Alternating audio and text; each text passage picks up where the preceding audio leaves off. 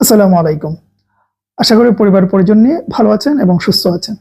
সরকারি চাকরি করলে কি কি সুবিধা পাওয়া যায় এই নিয়ে আমার চ্যানেলে অনেক ভিডিও আছে, প্রায় এই কথাগুলো বলি।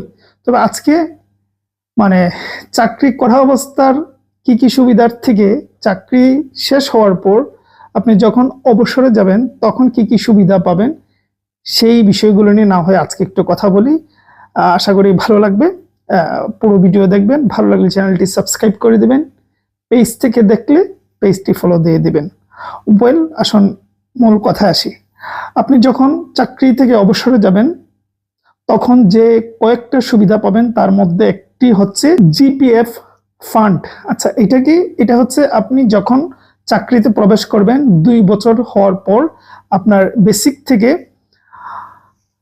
5% থেকে সর্বোচ্চ 20% পর্যন্ত কেটে রেখে দেওয়া হবে।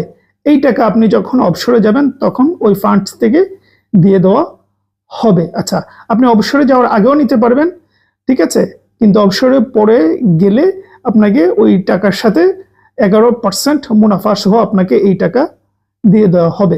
ধরুন আপনার ফান্ডে জমা হয়েছে 10 লক্ষ টাকা, আপনি 11% লাভ সহ পাবেন 11,11,000 টাকা।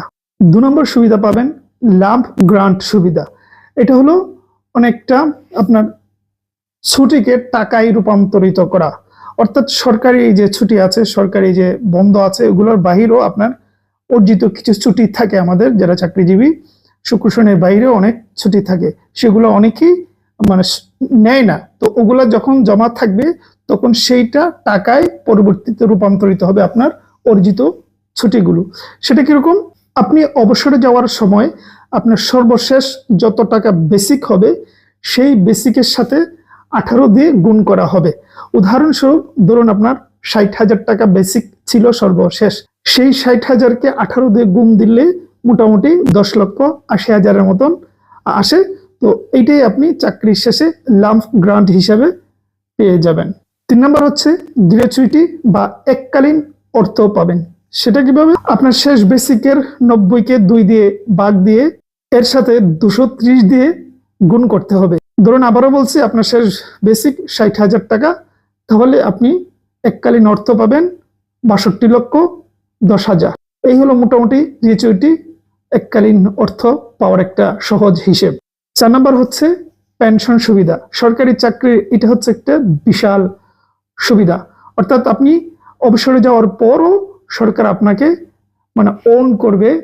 প্রতি মাসে আপনাকে বেসিকের 50% প্লাস মেডিকেল ভাতা সম্ভবত 1500 টাকা দেয়। দুটো মিলিয়ে আপনি পাবেন যতদিন জীবিত থাকবেন। আপনার মারা যাওয়ার পর আপনার স্ত্রী পাবে। যদি 2 জন স্ত্রী থাকে সেক্ষেত্রে 2 জন স্ত্রীর মধ্যে সমবন্টন হবে। আর যদি এক স্ত্রী মারা যাওয়ার পর আপনি দ্বিতীয় স্ত্রী বিয়ে করে থাকেন তাহলে দ্বিতীয় স্ত্রীও পাবে। আর যদি দ্বিতীয় স্ত্রীও না থাকে, আপনিও না থাকে, তাহলে আপনি আপনার প্রতিবন্ধী যদি সন্তান থাকে তাহলে সে পাবে, অথবা আপনার কোনো সন্তান যদি 18 বছর নিচে থাকে সেও পাবে। এমনকি আপনার যদি অবিবাহিত মেয়ে থেকে থাকে উনিও পাবেন।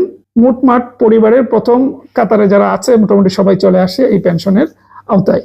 হিসেবটা বলে দিই, ধরুন আপনার শেষ বেসিক ছিল 60,000 টাকা, তার অর্ধেক সমপরিমাণ অর্থাৎ 30,000 টাকা আপনি পেনশন পাবেন, তার সাথে 1500 টাকা পাবেন মেডিকেল ভাতা।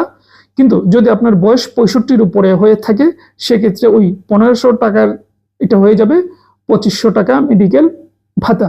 তাহলে মোটমাট এই যে মোটামুটি 30-32,000 আপনি পাচ্ছেন, এটা সরকার আপনাকে দিচ্ছে আপনি অবসরে যাওয়ার পরও। এটা তো বিশাল সুযোগ। সুতরাং অনেকে এই ক্ষেত্রে অনেক জবকে প্রায়োরিটি দেয় যে কোনটা পাওয়ার কোনটা পাবো না। যেমন আমি কিছুদিন আগে নিবন্ধন এবং প্রাইমারির একটা তুলনা করে দেখিয়েছি। কেন আপনি প্রাইমারিতে নিবন্ধনের স্কুল থেকে প্রাইমারি অনেক বেটার, কলেজ একটু ডিফারেন্ট বিষয়, পরিবেশের বেতন একটু স্ট্রাকচার আলাদা, কিন্তু প্রাইমারির আর হাই স্কুল যদি ধরেন নিবন্ধনের, তাহলে প্রাইমারি আপনি রাজস্ব খাত থেকে বেতন পাচ্ছেন, তারপরেই যে বিশাল একটা সুবিধা পেনশনে এটা পাচ্ছেন, আর অন্য সুবিধা তো আছেই। তো এটা আমি বলছি, অনেকে এটা ভালো লাগে নাই যে নিবন্ধনকে আমি ছোট করে দেখেছি, অনেকে বলছিলেন। তো কেন বলছিলাম, আজকের এই আলোচনায় কিছুটা হলেও বুঝতে পেরেছেন যে পেনশনটা কি যে বিষয়। তারপর আসুন সর্বশেষ 5 নাম্বার সুবিধা, PRL সুবিধা। আপনি যখন চাকরি থেকে বের হয়ে যাবেন, পরবর্তী টানা 1 বছর পর্যন্ত আপনাকে সরকার সকল ধরনের বেতন ভাতা বহন করবে। আপনাকে অফিস করতে হবে না, অফিস করার কোনো শর্ত নেই, আপনি অবসরেই থাকবেন, কিন্তু টানা 1 বছর, প্রথম 1 বছর আপনাকে সরকারি সম্মানিটা দিবে। তাহলে কেন সরকারি চাকরি করবেন না? সবাই করতে চান, এটা বললে ভুল হবে, সবাই চান, কিন্তু চাইলেই তো সবার কপালে জুটে না। তো এটাও ঠিক যে সবাই চাকরি করতে হবে তাও তো নয়, বিভিন্নভাবে প্রতিষ্ঠিত হওয়া যায়। তবে মধ্য কথা, গভর্নমেন্টে জব করলে এই সুবিধাগুলো আপনি চাকরি শেষ জীবনে ইনশাল্লাহ পাবেন। এই ছিল আজকের কিছু কথাবার্তা।